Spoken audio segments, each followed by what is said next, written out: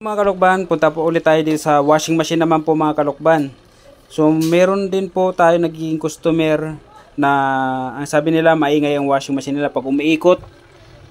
Krrrr, krrrr. So maingay. Akala mo nagpapatakbo ka ng helicopter. Sobrang ingay sa kapitbahay, maingay. Dinig na dinig yung tunog ng washing machine nyo. So pwede nyo rin dito mabigay lang ulit ako kunting idea. Buksan nyo lang din po to, baka may mga barya sa loob. Pag wala, malimit naman kasi hindi barya, punta po kayo sa ilalim. Kung nakikita po niya parang imbudo, ito mga kalukban, yan. Pag nakita nyo puro kalawang na yan, dito puro kalawang na nagtalsikan, ito palitan nyo lang din po itong gear case na ito mga kalukban. Minsan, malimit din po yan ang nagiging problema ng washing, yung maingay. Yan. Pag maingay yung washing machine nyo po, ito ang problema po yung mga kalukban. Kaso nga lang, mahirap lang magbangkal ito mga kalukban. Kasi bago kayo magpalit ng gear case, babaklasin nyo to isang buo. Yan, isang buo na itong ilalim na to.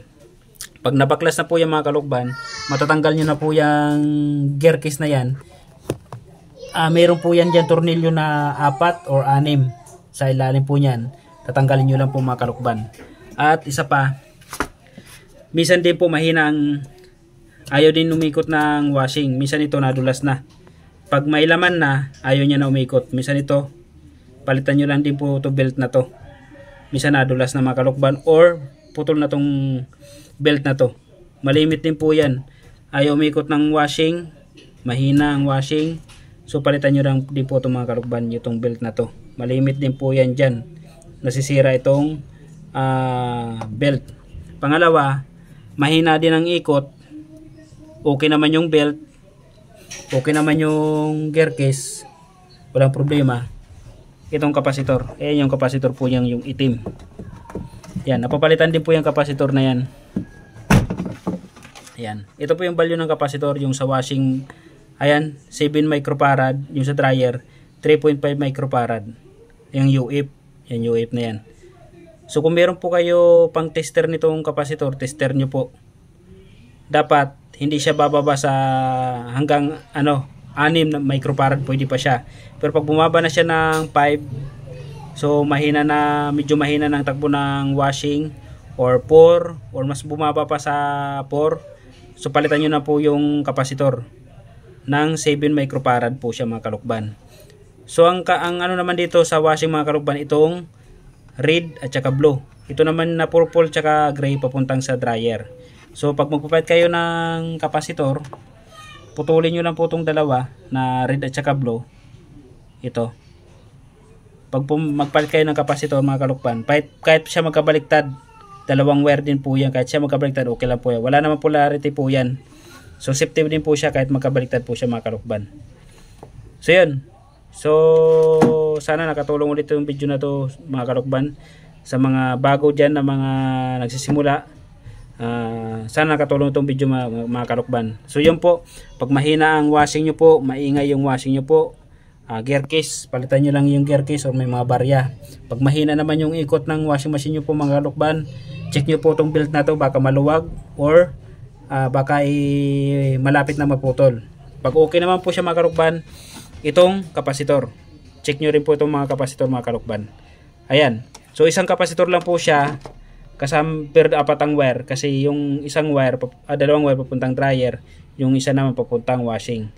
So ito lang po putulin nyo pag magpalit kayo ng kapasitor. Ganun din sa dryer mga kalukban. Hindi siya nakakapagpiga ng maayos, basa pa rin, mahina na ang ikot ng dryer. So ito din po palitan nyo yung kapasitor mga kalukban. Putulin nyo lang po itong kapasitor mga kalukban. Wala din siya polarity kahit magkapalit, kahit magkabaliktad, pwede po siya. So kuha lang ako ng kapasitor sample po mga kalukban. So yung mga kalukban, meron tayo dito bagong kapasitor mga kalukban. So ito pang washing machine. Pero pang malaking washing machine to mga kalukban kasi mataas ang microfarad. 12 microfarad mga kalukban. Ayan o. 12 microfarad. So hindi po siya pwede dito kasi masisira yung motor po niya. Dapat kung magpapalit kayo ng kapasitor, pwede po siya hanggang 8 microfarad, 9 microfarad. Pero wag na po kayo kasi ito ang nakalagay sa kanya 7 microfarad lang mga kalukban. So hindi po kayo dyan pwede magtaas. Pwede naman hanggang 8 lang, 9 yan. Wag na susubra kasi mabilis suminit ang motor ng washing. So ito po siya yung dalawang wire na to mga kalukban. Kahit magkapalit po yan sila mga kalukban, wala po yan polarity. Itong wire na to, itong kapasitor. So halimbawa ito yung sa washing, putulin lang natin dito. Putulin natin dito. Aliman sa dalawa, kahit magkabaliktad, okay lang. Wala siyang polarity. At ganun din sa dryer. Halimbawa, may problema yung kapasitor ng dryer. Putulin nyo lang din po yung sa dryer. Kahit din po siya magkabaliktad, okay lang kasi wala din siya polarity. Make sure nyo lang mga kalukban, kung ano yung nakalagay dito na capacity ng kapasitor. Halimbawa, 3.5. Dapat 3.5 din po siya mga kalukban. Magbabago lang kayo ng kapasitor kung papalitan nyo ng bagong magpapalit lang kayo ng kapasitor kung magpalit kayo ng motor. Kasi kalimitan na lumabas ng motor ngayon 5 microfarad na. So doon lang kayo magpapalit ng kapasitor. Pero hanggat ang motor niya, yung pa rin original niya, kung ano yung nakalagay dito 3.5, yun din po 3.5. Kaso nga lang mahirap ngayon mga kalukban, wala halos mabibili ngayon 3.5 na kapasitor. Kalimitan 5 microfarad na po ang nabibili po yung mga kalukban. So yan, hanggang dito na ulit ang video natin mga kalukban. Sana nakatulong tong video na to sa mga nagsisimula at sa mga walang idea tungkol sa mga washing ninyo po mga kalukban. Pakishare na lang din po tong video na to para makatulong sa maraming tao mga kalukban. So hanggang dito ang video natin mga kalukban. Maraming salamat po.